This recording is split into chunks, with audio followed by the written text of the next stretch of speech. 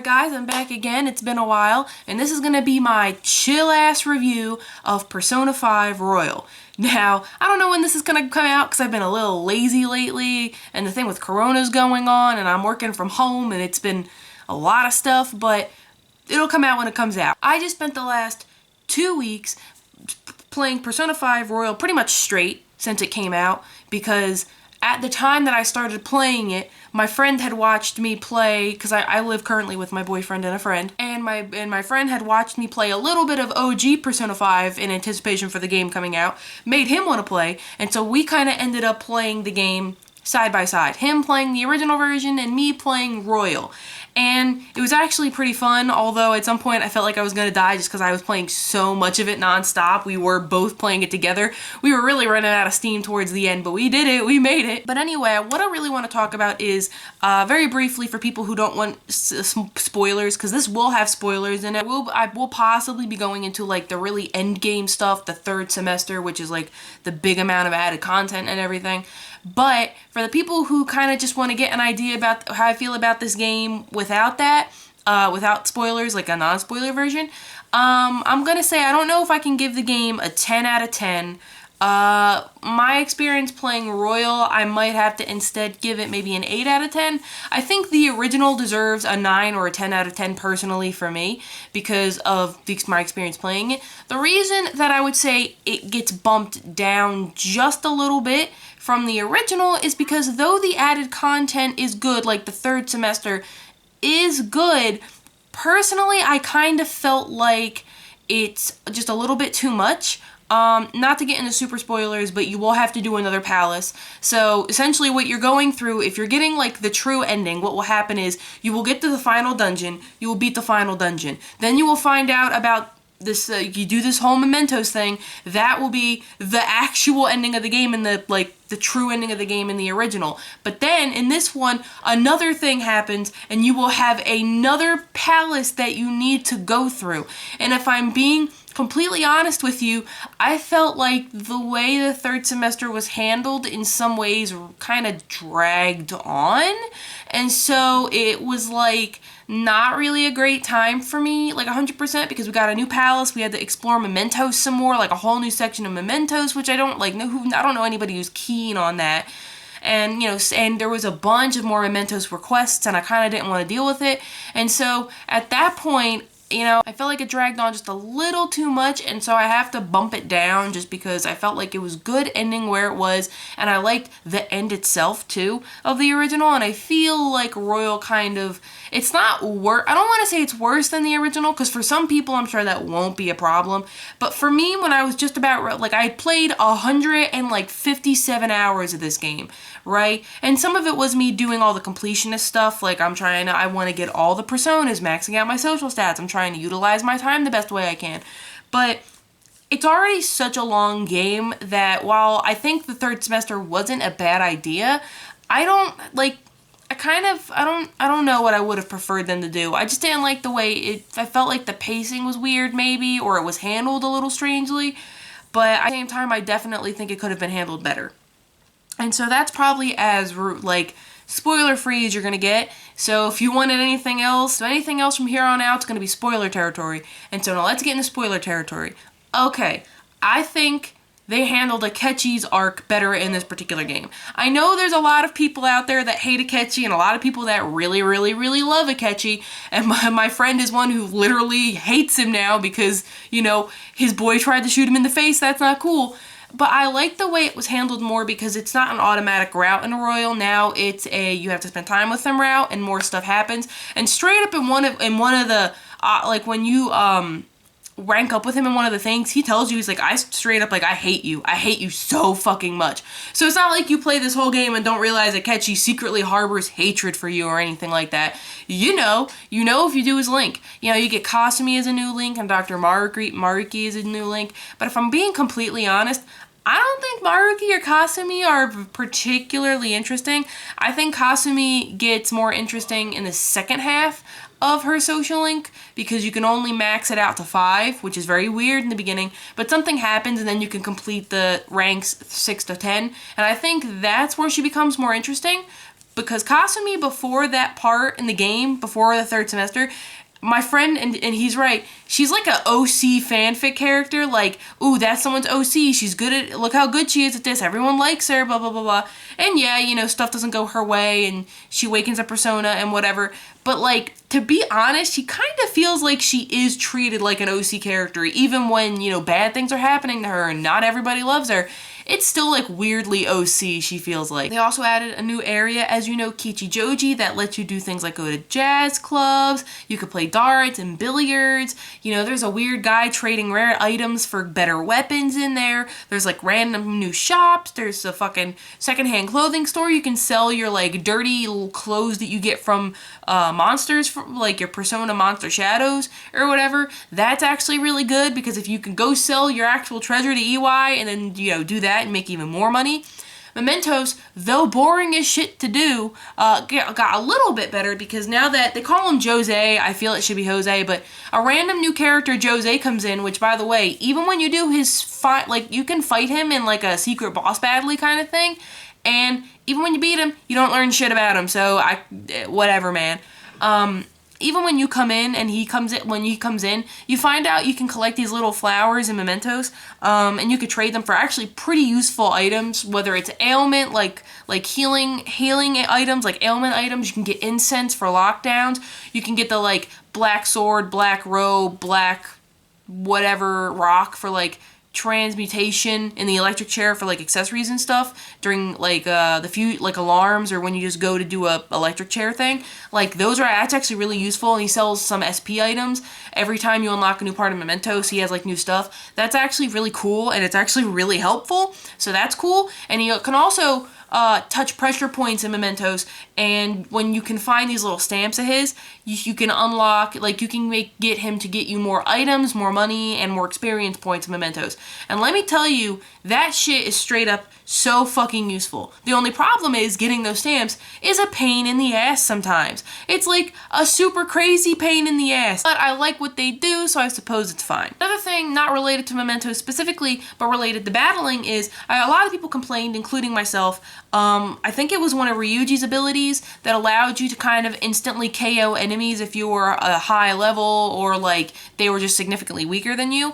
In this game, it's still there, but it's not as automatic as it once was. If I remember correctly, in the original game, you could just run up to a shadow, and if you were like super higher level than it, it would just insta-kill it, like when you ripped off the mask or when you just attacked it in Mementos. But now what happens is you have to dash towards them. So whether you're running into a regular shadow, like in a palace, or you're in Mementos, you can now dash in Mementos now. So as Morgana, you have to ram into them, and it'll, if you're high enough level for that to activate, you'll just insta-kill it.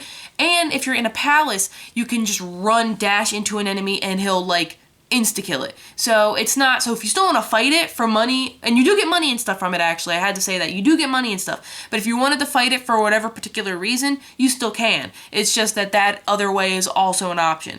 But even if you insta-kill it, you still get experience. So not a bad deal, honestly. As I mentioned before, the new social links aren't particularly interesting with Dr. Maruki and Kasumi, but I did like Akechi's, because I felt like it brought more to Akechi, because it did feel weird seeing, I rewatched like the old links with Akechi, and it feels really weird to like see that, because like you don't really talk at all, and there's not really any sort of kinship between the characters, but yet it still ranks up, and it's just like, okay, whatever, I guess it'd be like that sometimes. I definitely do prefer the new way they handled Akechi's route in the game. Oh, I forgot to mention, going back to battling, they have what a lot of people already know about, are showtimes, where Jose gives you this weird star, and one time, you know, Morgana was like, hey, so I have this idea for an attack, I want to do it. And they're like, hey man, you know, that's actually physically impossible to do, but the star makes it possible. So really what happens is characters will think up super attacks randomly, like on certain days, a character will be like, this is a super attack I was thinking of.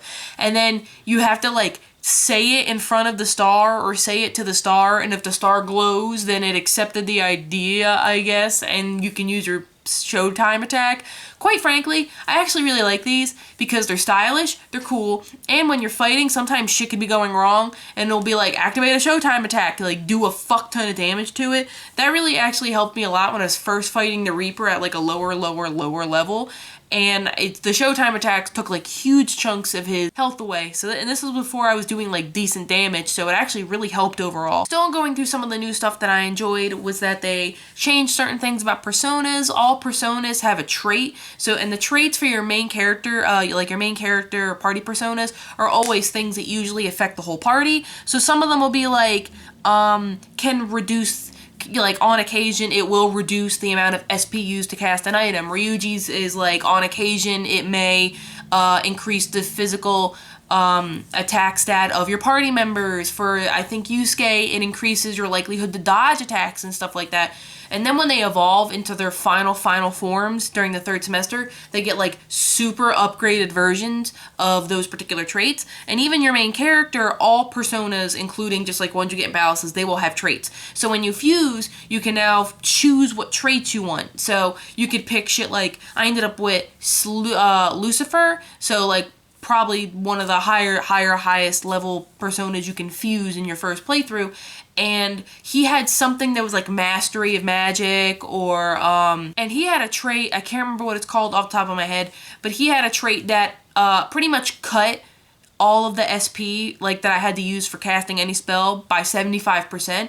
And if I had so chose to, I could have also kept a skill on him that halved that again. So I would have been pretty much just paying pennies, like like 3 SP for an attack that should have been like 25 SP or something like that. You know, I chose not to keep that, but I could have done that. So it's even further min-maxing of like personas and what bloodline, essentially what traits do you want for which, and what abilities do you want, and how will they interact with each other to make the best personas, and it's just like another layer. So that's actually pretty cool. I actually really did enjoy that. And also baton passes have been upgraded. I went over this kind of briefly. You can play darts with your friends, and if you play darts with your friends, you can upgrade their baton pass capabilities, and what it'll do is it'll add additional things to the baton pass. So it'll be like you can recover even more health, or you can do even more damage, or like certain things like that can happen. Also, weapon customization, it has changed a little bit. So in regards to EY, you have like more options for customization, but in regards to what I'm trying to talk about as a whole, in Persona 5R, they've actually slightly tweaked certain confidants. I can't remember all of them off the top of my head, but like EY and Yusuke and like some other ones have gotten either brand new additions to their link so they can do more, and or what'll happen is that they've tweaked an existing thing. So I remember for Yusuke's, I can't remember exactly what it was, but I was looking online and they tweaked the way his card manipulation, or card replication, I should say, card replication whole thing worked. Like they tweaked the way that whole thing was, but also they added something for Chihaya, because now there's things called, there's like an alarm that goes off once you kill a certain amount of enemies or some shit, and it'll go off in the Velvet Room, and what will happen is you have like a better chance of using something like really good or has like better stats and stuff like that, but you also have a really good chance of a mistake happening, so you can get like super fucked, right? I watched the guy, Medi Not the Bad Guy, he fused Satan, and all of his slots where his attacks were turned into evade skills, like, because it was an accident fusion. So you have to really be careful with this sort of thing. But also during alarms is where you can itemize the best version of all weapons. So if you're looking to make ultimate weapons, you're going to have to do them during alarms. You have to do alarm executions or whatever. But like Chihaya can now, because of that feature, part of her confidant ranking is she can just make an alarm happen, you know, so you don't have to kill it. If you're just like not going to mementos or anything, you can just make an alarm. So they've added and tweaked certain things there. Honestly, there's more I could say about all the smaller little more features, like the smaller features of the game, but the thing is that I can't remember everything off the top of my head. Even when I was writing down points, it's really hard to remember everything when the game is 100 and like, well, I played for 157 hours. So really I just want to go over a few more things, and then I'm going to definitely go into the big stuff. So one of the things is that Morgana doesn't tell you to go to bed as often anymore. There are certain days you absolutely have to go to bed early, no getting around it, but way more frequently playing the game side by side with my friend, Morgana definitely doesn't make you go to bed as early anymore. There's also changes to the palaces. There's things called will seeds, and you have a grappling hook. So there are certain areas that, like, now certain puzzles are solved by doing things with the grappling hook, whereas before it was just something else. And the grappling hook will almost always be used to get 90% of the will seeds, which are new things in the palace. There are 3 will seeds in every palace, minus the mementos thing at the end. And essentially what you do is you have to find 3 of these willed seeds, and they'll combine into one like thing, and then you can equip it and use it as an accessory, and then later on, you know, it'll do whatever, and then later on you can give it to Jose, and he'll turn it into like a better version of that accessory pretty much. And when you get a will seed, you will regain a small amount of, I think it's SP and HP in battle, but beware, the 3rd will seed, like usually toward the end of the dungeon, will be guarded by like a very strong shadow that may or may not beat your ass. So, or almost beat your ass. So be prepared for that to happen. Also boss battles, a lot of the boss battles have new things about them. They might not be 100% completely different, but they do change it up a little bit. So like, Akane Shiro like immediately starts out with Piggytron, he doesn't wait. Kamoshida in the first dungeon, he will at some point summon a cognitive Shiho now. He summons like Mishima will pop up, An pops up I think, and he summons cognitive Shiho, which actually is kind of really uncomfortable just because you see the way he sees Shiho, and it just makes you feel like, oh, what a fucking scumbag, right? And then, you know, something like one of the more major ones was like cognitive Haru shows up in Okumura's palace, and one of the biggest ones is, for me at least, it's Madarame's palace, because in Madarame's palace, instead of, like, there's the painting things and you beat them, and then Madarame shows up, but this time he summons, much like his real self, what he was doing in the real world, he summons, like, replicas of himself. He makes forgeries of himself, and they all are, like, one element, and you gotta really be careful how you fight this guy, because I, like, died the first time, because I didn't know what I was doing. I was, like, fucking up. I must have been tired as fuck, but you know, you gotta really keep an eye because they're gonna down your whole party if you're not careful, depending on how you take them out and whatever. But you can't just focus on them, you gotta focus on Madarame too, like the real one of himself, or the fight won't fucking end. So you gotta do shit like that too. And they really changed it up, some of the boss fights. At least Madarame's is the one I could think of, because before it was mostly the paintings, but I spent most of my time fighting replica Madarame's now. So that was really interesting. But now moving on to the final thing I wanted to talk about, which is the extra palace, and that is, spoiler, if you didn't know, Dr. Maruki's palace. Dr. Maruki gets a persona, he's a persona user that also has a palace, which normally cannot happen, but for some reason has happened, and I'm not going to go into super detail about everything because I do think since this is brand new, people should go into this and play this themselves if they can. However, I will say, I don't think his motivations are terrible. I don't think his motivation as a villain is terrible, because really Dr. Maruki is more of a sympathetic character than he is a completely villainous character. You're supposed to sympathize with him because what he's doing isn't necessarily wrong. However, the issue I have is kind of with the palace itself. I felt like it was really tedious at times, and I don't think the palace went on super long necessarily, but I felt like his boss battle did. He has a 2.8 long boss battle. He has his first form, which is just tedious and annoying. And then he has a second form that's also tedious and annoying. And then he has a fake third form, like it's not really a third form because you just guard until a cutscene happens. And then you have a fourth part of the fight that happens that's also not really a real fight. It's just technically you fight him again. Like, he has like a weird, that's why I said it's 2.8, because there's 2 real phases of this fight, and then 2 other not really phases, like scenes in the fight that it's really nothing. Like, it's a nothing fight. You know, it's not even anything. There's nothing you can do in either of those additional 2 scenes. So it went on way too long. Even my friend who didn't play, he didn't see me play this part, so he was looking at like the cutscenes and the battles, and he was like, it went on for way too long. He was doing the same thing, and that's really how it felt. He heals very often. He duplicate, like, you have like these hand vine things you need to fight, tentacle things, and he'll like reproduce them every turn. He can do shit with cognition to make it so that you can't guard or use magic or use healing magic or attack magic or whatever. It is unbelievably tedious, and I hated it because I thought, okay, I beat it, it's done. But it wasn't just fucking done. I had to fight a whole nother, like, it was, so, and it was getting late, and I mean, maybe I shouldn't have been playing it. Well, yeah, I wanted to go to bed. I was so ready to go to bed, but I just wanted it to be over. You know, cool stuff happens during that fight. Like, there's some sick cutscenes and, like, cool stuff happens, but ultimately, I just felt like the fight was super tedious, and that's why I brought the score down, because there were a lot of days I was already done everything when it was, like, counting down to, like, oh, when are you gonna do the palace and Dr. Markey and stuff. But I had already done everything, so I spent the day just mostly sleeping and, like, doing nothing. You know, I'm done everything, and then Dr. Markey the stuff with Dr. Markey happens, and I'm just like, it was just way tedious. Part of me would have maybe preferred if this was even a one-day palace, like a one-day dungeon, or maybe like in this case, a 2 or 3 day dungeon. Like how at the end of, to get the true ending of Persona 4 The Golden, no spoilers for Persona 4, but in the true ending of Persona 4, or the true ending of Persona 4, the original anyway, because I think The Golden added another thing. When you're trying to find out, you know, how did the TV world come to be and everything, that's like a one-day dungeon. Like, that happens, like, at the very end of the game. So, I think I, in a way, would have, like, sort of preferred that than what we got, because I felt like they gave me so much more time, and I just didn't need it.